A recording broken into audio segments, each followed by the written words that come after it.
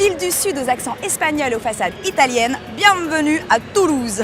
Depuis le Capitole, je vous invite à découvrir cette ville rose qui cultive son identité occitane, ses prouesses technologiques et ses richesses culturelles. Commençons par la visite du couvent des Jacobins, véritable construction monastique située au cœur de la ville.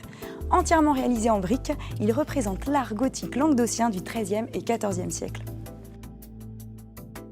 Aujourd'hui, le couvent des Jacobins est utilisé pour de nombreuses manifestations culturelles.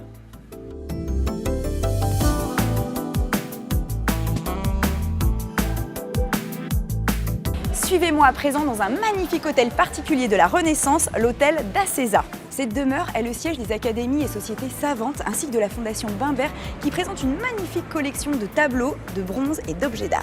Je rejoins à présent Céline pour une visite guidée. Suivez-moi. Nous sommes ici au premier étage qui est consacré à l'art ancien. Vous pouvez admirer les plafonds de l'hôtel qui ont été conservés du XVIe siècle. Et M. Bimbert a eu l'idée en fait, de reconstituer des intérieurs de différentes époques. Et quelles sont les œuvres les plus marquantes ici? Alors il y en a beaucoup, mais vous voyez par exemple ici à gauche un portrait de la portraitiste de Marie-Antoinette qui s'appelait Elisabeth Vigée-Lebrun.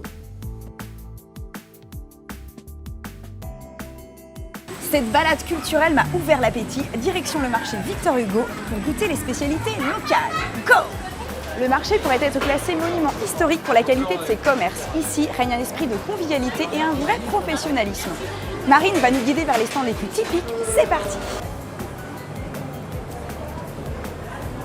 Alors Philippe, moi je voulais savoir quel est le nom du fromage que je viens de manger. Alors ça c'est la tome de Laït, c'est une petite tome fermière des Pyrénées, tome de vache. C'est le fromage un peu traditionnel des Toulousains.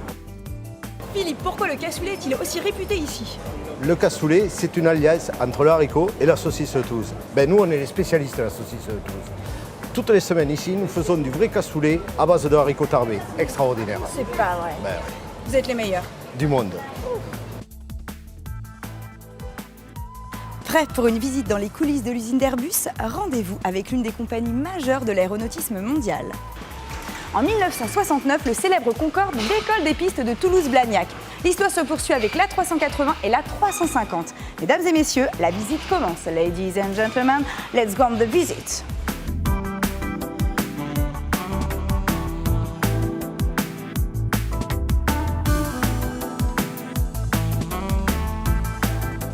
Quelle serait la particularité de l'A350 par rapport à l'A380?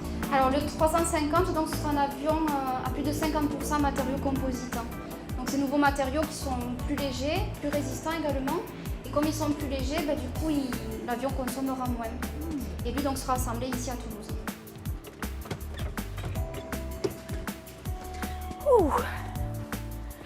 Atterrissage réussi. Notre visite de Toulouse s'achève ici, sur les bords de la Garonne, avec une vue sur le Pont Neuf. Rendez-vous très vite sur voyagesncf.com pour de nouvelles aventures. Ciao!